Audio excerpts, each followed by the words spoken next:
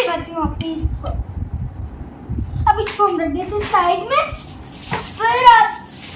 फिर आता है ये मेरा क्यूटी बैग, प्यारा सा। ये देखो, ये दोनों स्कूल बैग भी बन सकता है, पीछे भी बांध सकते हैं इससे। इसको हम रख देते हैं साइड में। फिर आता है हमारा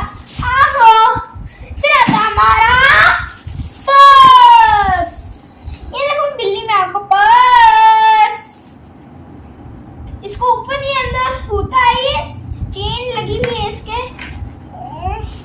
इसके अंदर कुछ नहीं, सिर्फ थैली है बस, और कुछ नहीं है इसमें, बस थैली।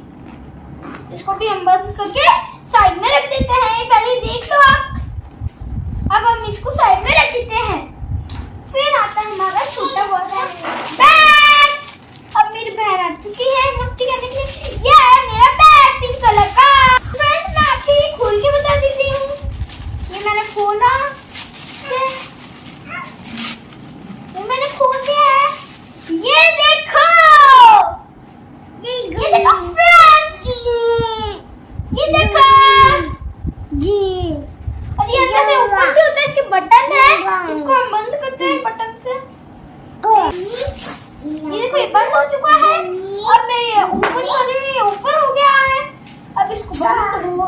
अब इसको ये देखो, अब हम इसको रखते हैं साइड में। फ्रेंड्स, ये देखो मेरा